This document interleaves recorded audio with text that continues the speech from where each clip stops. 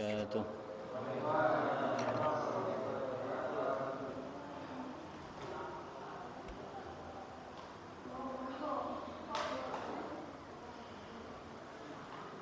الحمد لله رب العالمين.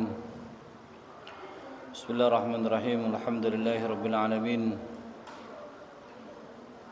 وبه نستعين على أمور الدنيا والدين، والصلاة والسلام على أشرف الأنبياء والمرسلين، سيدنا وحبيبنا وشفينا وقرة أعيننا محمد صلى الله عليه وسلم وعلى آله وصحبه أجمعين، ولا حول ولا قوة إلا بالله العلي العظيم.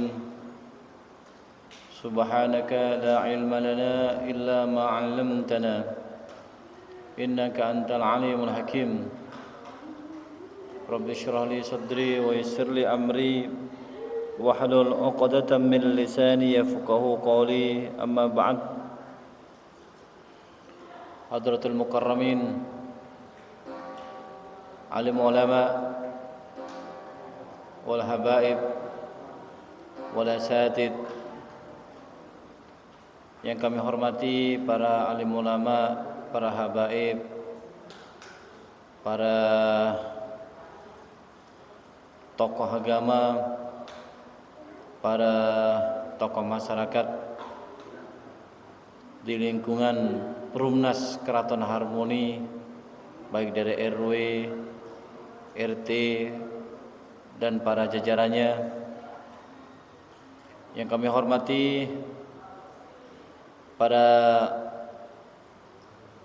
jajaran takmir Masjid Nurul Ukhuwah, mulai dari penasehat, alhamdulillah di sini ada Pak Supaat, kemudian para takmir, baik dari ketua takmir, wakil, dan juga para pengurus-pengurus yang lain yang berada di bidangnya masing-masing. Wabil khusus Mas Didi Faisal selaku tim IT yang membantu menyebarluaskan kajian dakwah ini. Insyaallah semua akan mendapatkan pahala dari apa yang kita lakukan. Wabil khusus juga para hadirin, para bapak, para ibu, para adik sekalian yang selalu rutin mengikuti kajian mingguan yang diasuh oleh berbagai macam para pengajar yang ahli di bidangnya, kecuali saya. Saya bukan ahli, cuma menyampaikan apa yang sedikit saya pahami pada setiap kajian, khususnya pada kajian malam hari ini. Alhamdulillah, kita bersyukur kepada Allah Subhanahu wa taala di malam hari yang cerah ini kita diberikan nikmat oleh Allah berupa sehat, karena sehat itu adalah utama. Ya, dan sehat itu juga tidak memandang dia muda maupun kaya, muda, tua, miskin, kaya. Karena ketika sakit, maka tidak melihat ini masih kecilkah, besarkah, dewasakah, tuakah. Maka ketika kita sudah dianugerahi oleh Allah Subhanahu wa taala dengan nikmat sehat, maka kita wajib mensyukurinya. Syukur yang pertama yaitu dengan lisan. Alhamdulillah, kita senantiasa memanjatkan syukur melalui ucapan alhamdulillah, segala puji bagi Allah. Kemudian yang kedua, syukur yang dimaksud di sini juga dengan perbuatan, dengan hal, dengan tingkah laku. Syukur sehat yang sudah kita buktikan kepada Allah Subhanahu wa taala bahwa Allah tidak percuma memberikan sehat kepada kita, tidak sia-sia maksudnya. Ya, makasih. Yaitu dengan cara kita hadir majelis seperti sekarang ini. Karena majelis mungkin sudah dibahas oleh para asatid sebelumnya, selain pahalanya besar, majelis seperti ini juga itu akan menjadi turun-temurun dan itu otomatis. Kalau kita cinta kepada ilmu, maka otomatis anak-anak kita pasti akan ada yang cinta kepada ilmu.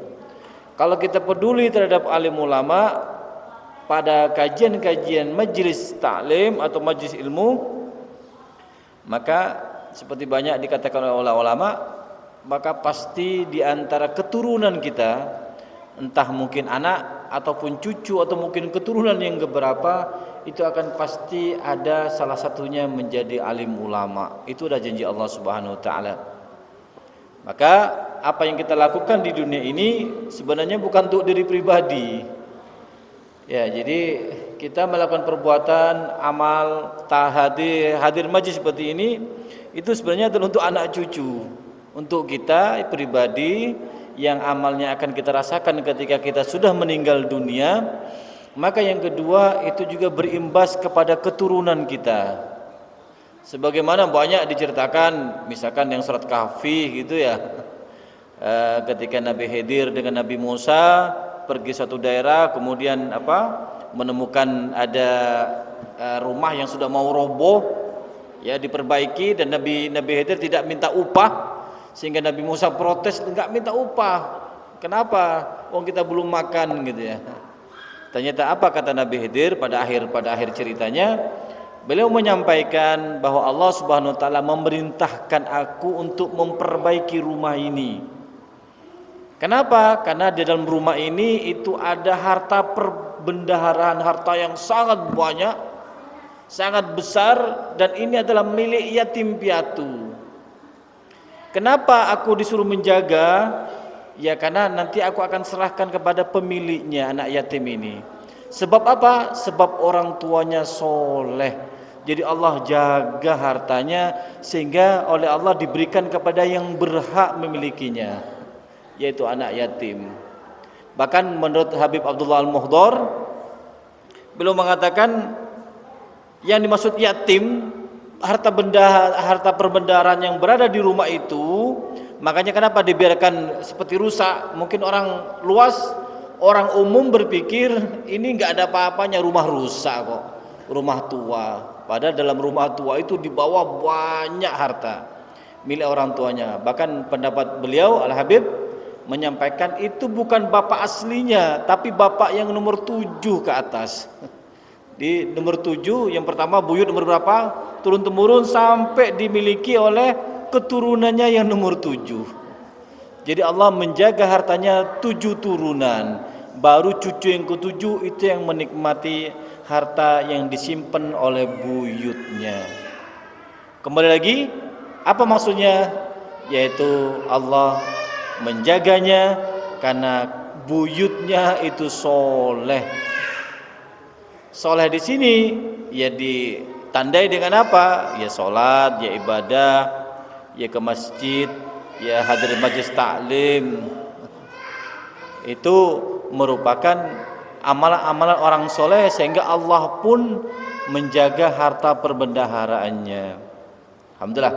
Jadi saya katakan lagi, jangan merasa kita sia-sia melakukan amal baik. Walaupun terkadang kita sholat terus, amal ibadah terus, tapi kok masih miskin misal. Terus kita beramal soleh tapi kok ujian banyak yang menimpa kita, maka jangan selalu katakan seperti itu, tidak. Karena Allah itu bukan maha tidur. Allah itu tidak tidur, dan Allah selalu melihat apa yang dilakukan itu pasti ada imbal balik. Pasti akan ada manfaatnya ke belakang yang akan kita rasakan nanti. Entah kita yang merasakannya ataupun anak cucu kita yang merasakannya. Dan ini faedah kita seperti ini menghadiri majlis taklim.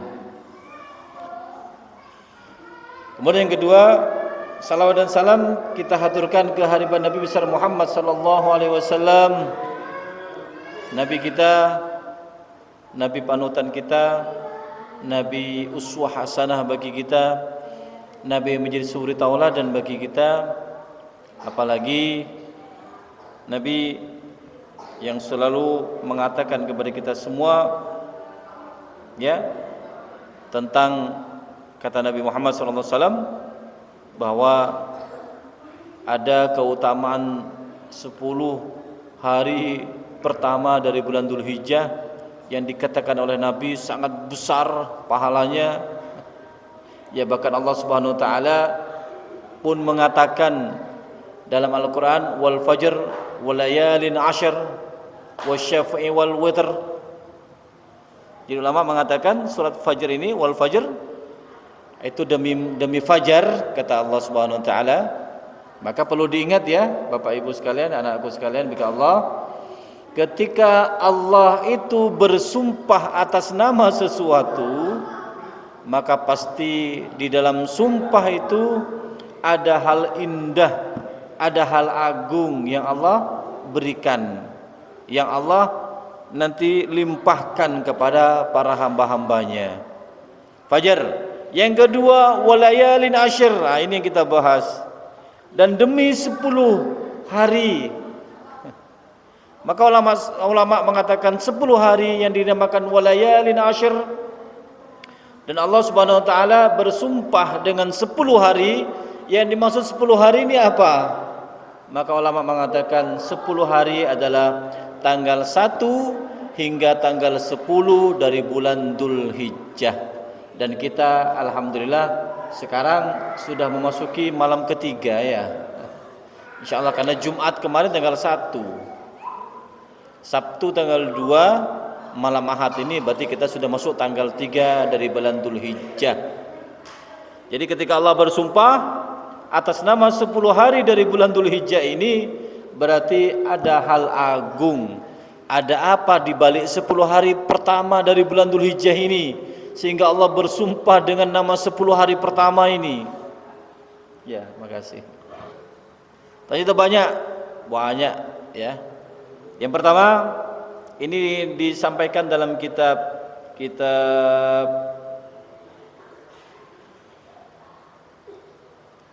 Duratun Nasihin ya. Dalam kitab Duratun Nasihin disampaikan ada apa dalam 10 hari Dzulhijjah ini sehingga Allah Subhanahu wa taala bersumpah dengan nama ini. Ada peristiwa apa? Ada manfaat apa? Ada keistimewaan apa di balik 10 hari Dzulhijjah ini? Maka dijelaskan oleh ulama dalam kitab Duratun Nasihin. Yang pertama ya kita bicara sejarah yang terjadi dan keutamanya. Yang pertama disampaikan di sini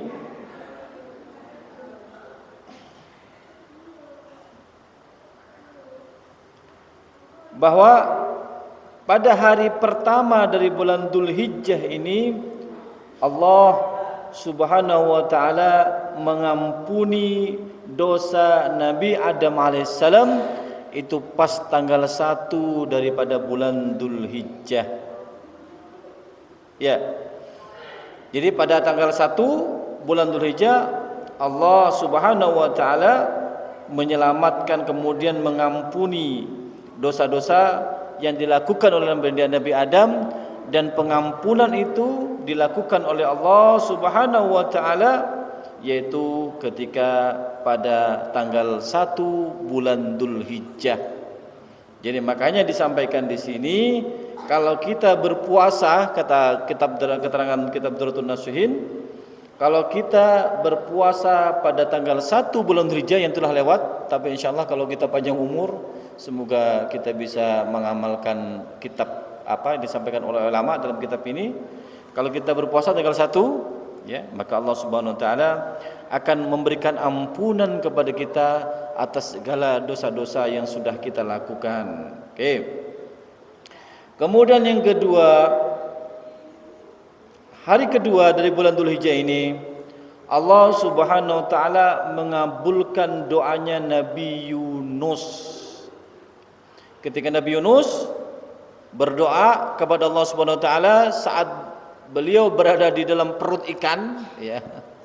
Ketika Nabi Yunus loncat dari kapal karena waktu kapal bergoyang, dan setelah diundi maka kata nahkodanya, dari dulu Pak kalau ada masalah seperti ini biasanya ini harus ada yang dikorbankan ini. Berarti ini ada satu orang yang berbuat durhaka kepada Allah Subhanahu wa taala. Ayo kita lotre, kita masukkan nama-nama penumpang ini, siapa yang keluar ini akan mungkin durhaka kepada Allah. Maka ketika lotre pertama keluar Yunus, kata orang-orang nggak mungkin, ini Yunus seorang Nabi Yunus tanpa perintah, beliau mengambil ijtihad sendiri, ngambil kesimpulan sendiri, keluar duluan dari wilayah itu. Habis itu baru beliau hanya naik kapal dan loncat tadi ceritanya ya, dimakan oleh ikan. Jadi Nabi Yunus itu dosanya adalah belum keluar atau keluar tanpa perintah Allah Subhanahu wa taala. Allah belum mengatakan Yunus keluar, belum, tapi beliau mengambil kesimpulan sendiri. Jadi oleh Allah ditegur. Tanggal 2 Nabi Yunus diampuni dosanya oleh Allah, kemudian dikabulkan doanya oleh Allah, baru tanggal 10 Muharramnya. 10 Muharramnya baru Nabi Yunus keluar daripada perut ikan. Oke. Maka disampaikan dalam kitab ini, disampaikan oleh seorang alim ulama ini, saya menukil dari kajian NU online ya. Beliau Kiai Kusyairi, ketua Wakil Rais Syuriah Lumajang ini. Saya ambil keterangan beliau. Beliau mengatakan tanggal 2, kemudian disampaikan di sini ya. Maka barang siapa yang berpuasa di hari kedua, kata beliau yang menukil dari kitab Durratun Nasyihin, yang berpuasa tanggal 2 bulan Dzulhijjah, maka Allah Subhanahu wa taala akan memberinya pahala seakan-akan ibadah 1 tahun penuh. Ya. Itu yang kedua, yang ketiga. Besok 3 ya. Betul. Ya, siapa yang mau puasa besok? Yang ketiga disampaikan di sini.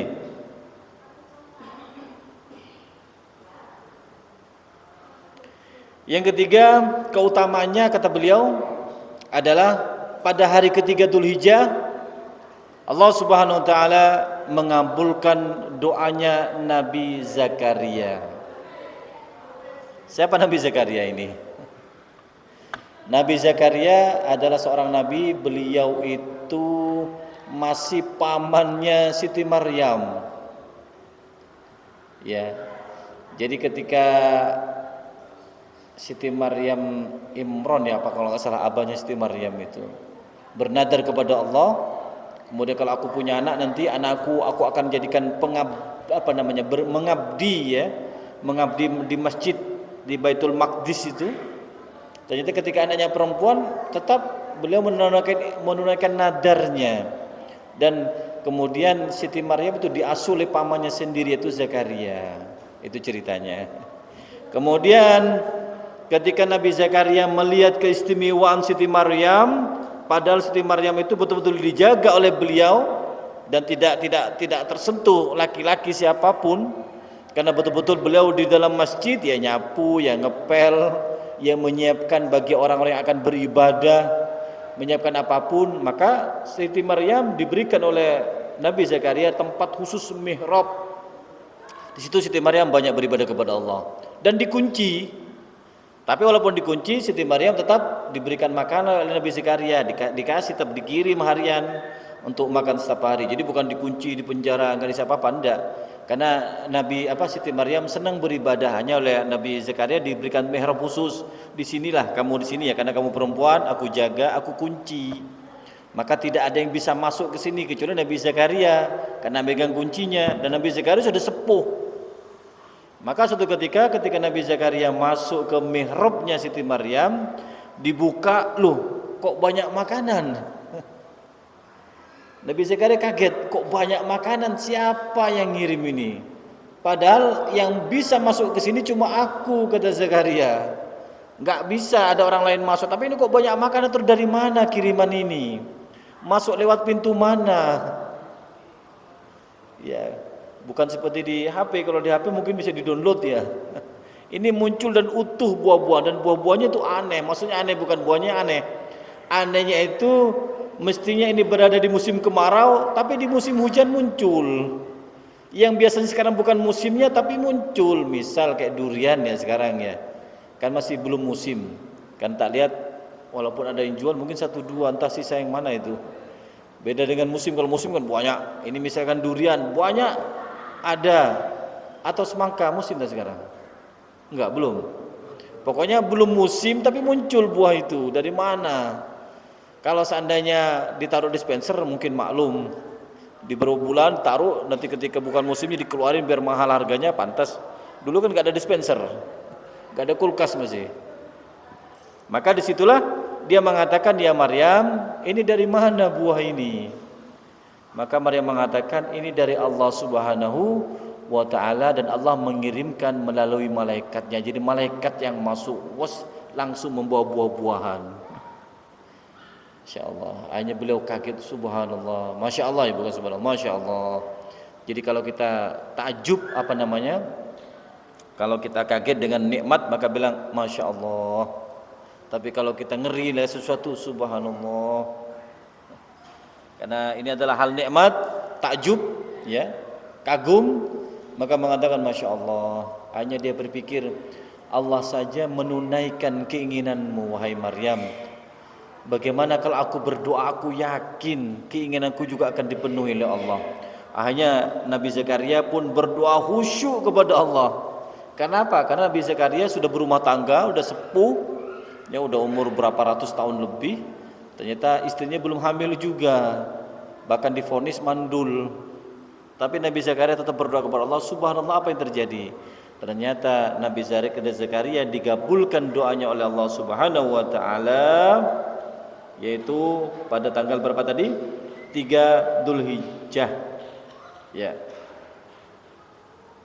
Tanggal 3 Dzulhijjah Nabi Zakaria dikabulkan, kemudian istrinya hamil. Setelah hamil maka terlahir dari putra Nabi Zakaria adalah Nabi Yahya. Jadi Nabi Yahya itu adalah putranya Nabi Zakaria. Ya, jadi kalau sudah Allah berkehendak, tidak ada yang mustahil. Mungkin tua, jangan berpikir tua, bisa aja kalau Allah berkehendak, karena kita khusyuk berdoa kepada Allah, apa yang tidak bisa dilakukan oleh Allah. Seperti Nabi Zakaria, sama juga Nabi Ibrahim, sepuh, punya juga putra dari Siti Sarah yang bernama Nabi Ishak. Kalau Nabi Ismail pantas karena Siti Hajar masih muda. Ya, kalau laki-laki insya Allah umur berapapun masih normal. Ya. Baik, yang ketiga, maka disampaikan di sini oleh beliau, dikatakan barang siapa yang berpuasa tanggal 3 dari bulan Dzulhijjah, maka doanya akan dikabulkan oleh Allah Subhanahu wa ta'ala. Boleh mungkin engkau besok, karena ada keterangannya kitab ini dalam kitab Durratun Nasihin. Jadi yang ingin dikabulkan doanya oleh Allah, bismillah puasa besok. Ya insyaallah. Oke, kemudian yang keempat, ada apa dengan tanggal 4 Dzulhijjah ini? Disampaikan beliau disampaikan dalam kitabnya lagi bahwa tanggal 4 itu merupakan tanggal dilahirkan Nabi Isa alaihissalam. Jadi dalam keterangan ini Nabi Isa dilahirkan tanggal 4 daripada bulan Dzulhijjah. Ya, jadi saya nggak bicara terlalu panjang, kok bisa 25 ini, nanti lain ceritanya. Tapi dalam kitab ini disampaikan tanggal 4 bulan Dzulhijjah itu adalah hari dilahirkannya Nabi Isa alaihissalam. Maka disampaikan oleh beliau, barang siapa yang berpuasa tanggal 4 daripada bulan Dzulhijjah, maka Allah, ya, maka ketika pada hari kiamat Allah Subhanahu wa taala akan mudahkan urusannya dan tidak akan diberikan kesulitan hidup ketika di dunia, dan pada hari kiamat dia akan digolongkan, dikumpulkan dengan orang-orang yang mulia. Ya, jadi kalau tanggal 4 Dzulhijjah barang saya berpuasa tadi, apa? Yang pertama, Allah akan hindarkan dari kesulitan hidup. Insyaallah hidup kita akan mudah. Ketika kita nggak punya uang, nanti muncul ya ada aja rezeki entah dari mana, misalkan. Kita tidak sampai sulit hidup. Misalkan ada tagihan cicilan, subhanallah ketemu aja dari mana. Jadi kita punya barang nggak sampai keambil, misalkan. Ya, coba bismillah. Ya, kemudian yang kelima, ada apa tanggal 5 bulan Dzulhijjah? Tanggal 5 daripada bulan Dzulhijjah di sini disampaikan yaitu lahirnya Nabi Musa alaihissalam. Kalau 4 tadi Nabi Isa, tanggal 5 Nabi Musa. Nabi Musa kan jauh sebelum Nabi Isa. Jadi Nabi Musa dilahirkan oleh Allah dilahirkan oleh ibunya. Ya, pada tanggal 5 bulan Dzulhijjah. Maka disampaikan lagi, barang siapa yang berpuasa pada tanggal 5 bulan Dzulhijjah, maka akan dibebaskan daripada sifat kemunafikan dan Allah akan hindarkan daripada siksa kubur. Dalam keterangan kitab Dautul Nasuhin ini. Insyaallah kalau kita puasa tanggal 5, kita tidak akan munafik. Jadi antara lisan sama hati ini nyambung. Bukan lisan mengatakan iya, tapi hatinya mengatakan tidak. Itu kan namanya bermuka dua. Jadi munafik itu tidak nyambung, antara lisan dengan hati tidak nyambung. Sama dengan orang-orang munafik pada zaman Nabi, lisannya mengatakan aku beriman kepada engkau ya Rasulullah, tapi nyatanya dia menggerogoti dari belakang. Dia berusaha untuk ngedon itu. Apa namanya? Menjadi apa di belakang itu? Janganlah kamu, jangan berperang dengan Nabi, nanti istrimu seperti apa? Istrimu masih muda loh, misalkan. Jangan nanti anakmu masih kecil-kecil. Kalau kamu berperang mati seperti apa? Memang betul syahid. Tapi nanti siapa yang akan menjaga anakmu? Dia ngedon, apa ngedon ya? Apa tadi ngedon? Melemahkan ya. Melemahkan untuk tidak berjihad bersama Nabi. Itu namanya munafik waktu itu. Banyak pada zaman Nabi aja banyak, apalagi sekarang. Tapi Nabi oleh Allah Subhanahu wa taala tetap diberi kode etik. Walaupun Nabi tahu ini munafik, Nabi biarkan saja. Hanya ada orang tertentu yang yang Nabi ceritakan bahwa ini munafik, ini Nabi. Tapi sahabat pun dipesan juga oleh Nabi, jangan buka-bukaan.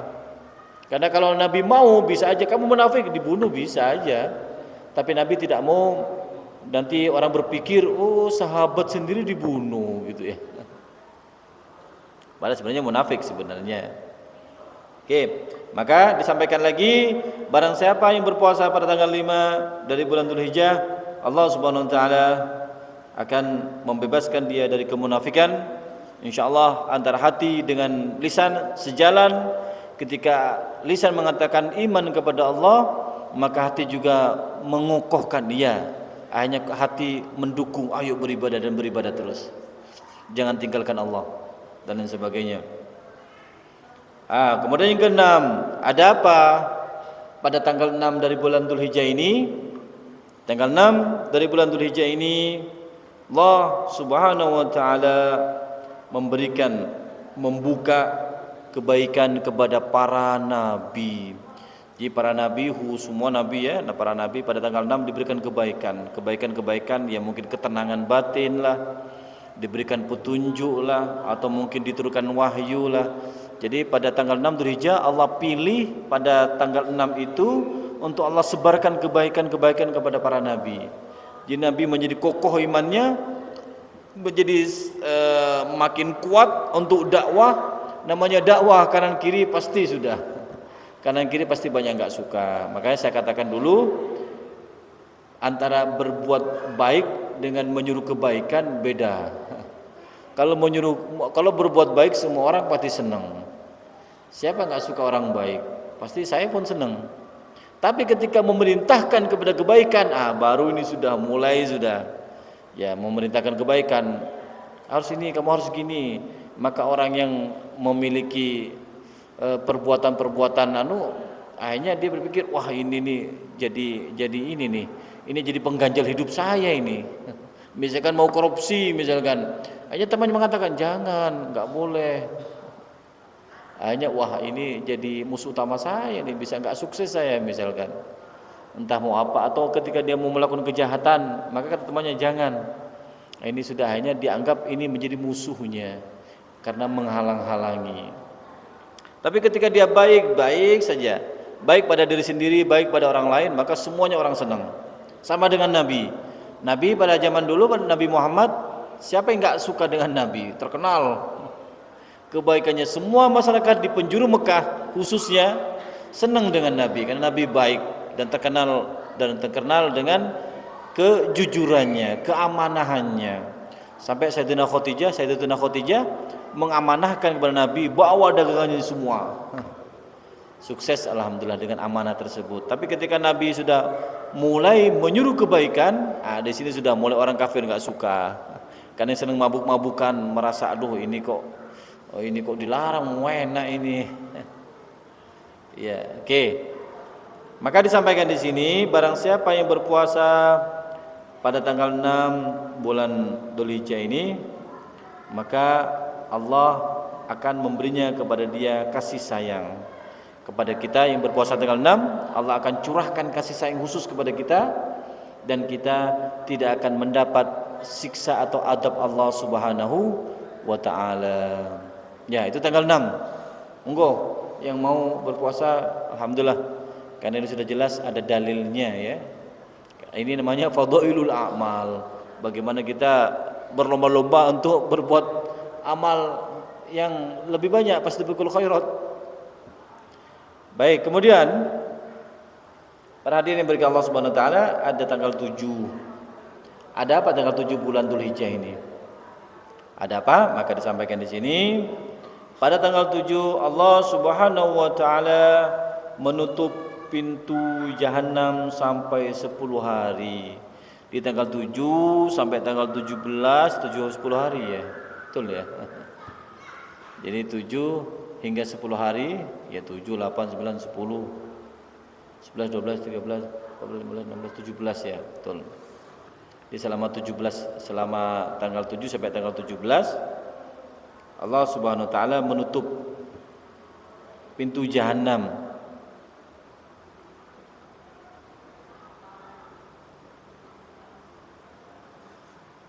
Ya. Betul, 7 sampai berapa? 7 sampai 16 ya. 7, 8, 9, 10, 11, 12, 13, 14, 15, 16 ya, sampai 16 hari. Maksudnya 10 hari dari tanggal 7 sampai tanggal 16 Allah Subhanahu wa taala itu menutup pintu neraka, dan yang ditutup itu sebanyak 30 pintu. Jadi ternyata neraka itu bukan hanya satu pintu, banyak. Ya, memang ada yang mengatakan neraka ada 8 pintu. Tapi mungkin dari 8 pintu itu, mungkin dari satu pintu ada pintu yang lain di dalamnya lagi. Jadi kalau dihitung-hitung jumlahnya 30. Kalau disampaikan dalam kitab ini ada 30 pintu ditutup. Ya. Oh, sebentar. Maksud saya bukan 30 pintu, salah. Neraka yang kita pahami ada 8 pintu, ada 7 pintu. Yang 8 itu adalah surga. Tapi maksudnya di sini bukan 30 pintu. Barang siapa yang berpuasa pada tanggal 7 daripada bulan Dzulhijjah, maka Allah tutup 30 pintu kesulitan, maksud saya ini. Bukan 30 pintu neraka, bukan. Ya, jadi maksud saya tadi, kalau neraka tetap ada 8 ada 7. Kalau surga ada 8. Maka kata keterangan kitab ini disampaikan, barang siapa yang berpuasa pada tanggal 7 bulan Dzulhijjah, Allah akan tutup 30 pintu kesulitan. Jadi ketika kita punya sulit nggak punya uang, misal satu. Sulit anak kita nggak sukses, misalkan nggak naik kelas, misal. Yang kedua, sulit karena nggak mampu bayar hutang, misal. Pokoknya hitung semua kesulitan, kalau dikelompokkan dijadikan satu, ada 30 pintu kesulitan, maka Allah akan tutup dan akan tunaikan semua. Mungkin yang berikutnya pintu anak sakit, ini kan sulit juga, bawa berobatnya bagaimana. Kemudian kita punya hajat nggak tercapai. Kemudian misalkan sudah menikah lama nggak punya keturunan, misal, itu kan termasuk pintu kesulitan. Jadi kalau dihitung-hitung ada 30 pintu kesulitan, maka Allah akan tutup. Dan setelah ditutup, maka Allah akan buka 30 pintu kemudahan. Yang 30 ditutup kesulitannya, maka Allah akan berikan kemudahan. Jadi semuanya 30 akan bisa terselesaikan semua urusannya. Oke. Kemudian tanggal 8. Tanggal 8 namanya tarwiyah. Tanggal 8 Dzulhijjah itu merupakan namanya tarwiyah. Maka dalam tarwiyah di sini maksudnya adalah, kalau tarwiyah ini sudah jelas karena memang ada hadis Nabi, termasuk kalau kita berpuasa tanggal 8, maka Allah Subhanahu wa taala akan mengampuni dosanya 1 tahun yang akan datang. Itu ada keterangannya. Ya, jadi tarwiyah pun kalau saya alami pada musim haji, tanggal 8 tarwiyah saya niat, jamaah haji niat, ya, niat melaksanakan ibadah haji, niat ihram untuk haji, kemudian berangkat dari hotelnya langsung menuju ke Arafah. Di tanggal 8 saya siang niat berangkat nyampe di Arafah, kemudian sebelum maghrib sudah nyampe di Arafah, kita tinggal di Arafah, berkemah di Arafah, kemudian pada tanggal Arafahnya nginep, paginya baru kita suruh banyak tidur. 9 Arafah pagi kita banyak tidur. Apa kata kiai saya? Karena Arafah waktunya habis duhur, wukuf maksudnya. Wukuf itu waktunya habis duhur, makanya pagi kita perbanyak tidur, memperbanyak makan biar seger, sehat. Maka baru duhur kita sholat berjamaah, dan itu sudah kita wirid khusus, sudah berdoa khusus kepada Allah. Karena waktu wukuf adalah setelah duhur, kapan? Hingga adzan maghrib. Makanya jamaah haji wukuf al-hajj al-arafah. Maka haji itu Arafah. Ya, jadi kalau tidak wukuf di Arafah maka tidak sah hajinya. Otomatis orang ketika sakit pun mau koma kah dibawa ke Arafah. Sakit tetap dibawa walaupun sebentar, walaupun sekejap, 5 menit lah. Yang penting duduk aja sebentar aja di Arafah pada tanggal 9-nya, maka dianggap haji. Kalau tidak wukuf di Arafah, karena wukuf merupakan mutlak, enggak bisa digantikan. Kalau mungkin untuk jumroh kalau nggak kuat itu ada bisa diganti dengan bayar semacam ada damnya khusus. Tapi kalau wukuf tidak bisa diwakili, datang dan tinggal di sana walaupun hanya sebentar. Ya, jadi tarwiyah kalau jamaah haji berangkat bismillah niat haji namanya. Kemudian berangkat ke Arafah untuk siap-siap melaksanakan wukuf. Jadi nginep semalam, baru paginya sholat subuh seperti biasa, istirahat yang banyak, duhur baru berdoa kepada Allah sebanyak-banyaknya pada hari Arafah. Karena hari Arafah merupakan kebanggaan Allah Subhanahu wa taala, dan tanggal 9 daripada bulan Arafah juga 9 daripada Dzulhijjah, ya, yang dinamakan sebagai hari Arafah, itu termasuk setan nangis, iblis pun nangis. Kenapa kok nangis? Saya capek-capek, kata setan, menggoda manusia.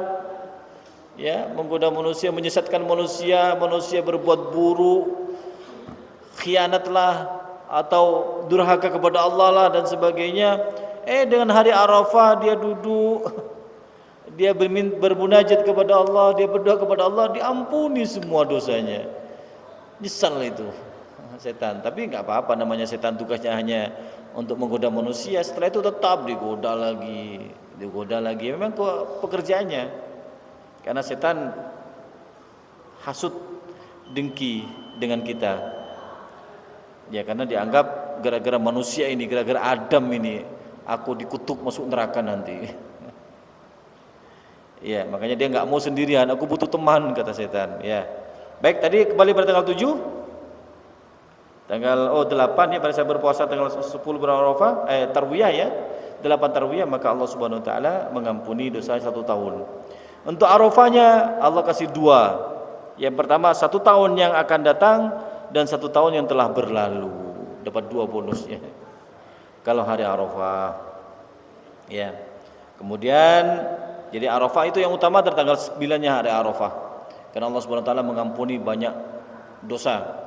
Bahkan dalam keterangan pun tanggal 9 berapa banyak Allah membebaskan. Jadi ada manusia yang sudah dipastikan masuk neraka, takdirnya oleh Allah diampuni dan hanya dibebaskan dari neraka.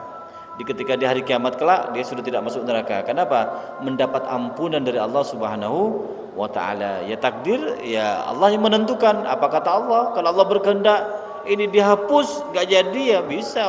Alam ini milik Allah. Kita semua milik Allah. Yang 9 yang terakhir tanggal 10, yaitu baru namanya hari berkurban. Ada banyak Allah memberikan keutamaan bagi orang yang berkurban. Ya, dari darahnya yang menetes, sebelum darahnya jatuh ke bumi, Allah sudah ampuni orang yang berkurban atas namanya ini, kambing ini. Bahkan dikatakan juga Allah mengampuni seberapa banyak bulunya itu. Ada itu dihitung oleh Allah banyaknya dosa. Jadi kalau bulunya ratusan ribu, berarti ratusan ribu dosa Allah ampuni. Ya, maka para hadirin jamaah Majlis Ta'lim Nur Ukhuwah yang diberikan Allah Subhanahu wa taala, mari kita gunakan momen 10 hari pertama bulan Dzulhijjah yang Allah sudah bersumpah atas namanya. Kita bisa gunakan 10 hari ini ya, hingga 10 Dzulhijjah nanti dijadikan sebagai ladang kita untuk menanam kebaikan. Karena sejatinya kebaikan bukan hanya milik kita, tapi Allah akan berikan juga kepada anak cucu kita yang akan merasakan indahnya kebaikan, kesoleh dan solehanya para buyutnya. Dan kita pun demikian, minta kepada Allah Subhanahu wa taala agar kita tetap istiqomah, diberikan hidayah oleh Allah untuk selalu melaksanakan amal kebaikan, amal perintah Allah Subhanahu wa taala, dan diberikan kekuatan hidayah juga untuk menjauhi dan tidak melakukan apa yang dilarang oleh Allah Subhanahu wa taala. Dan kita minta kepada Allah anak-anak kita semuanya dan cucu-cucu kita semuanya dijaga oleh Allah Subhanahu wa taala dan semuanya menjadi hamba Allah yang soleh dan soleha, yang membuat kagum dan bangga Nabi Muhammad sallallahu alaihi wasallam.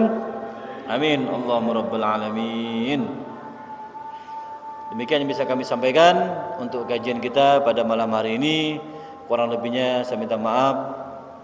Semoga terus ada manfaatnya bagi kita.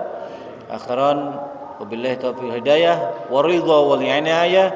Wassalamualaikum warahmatullahi wabarakatuh.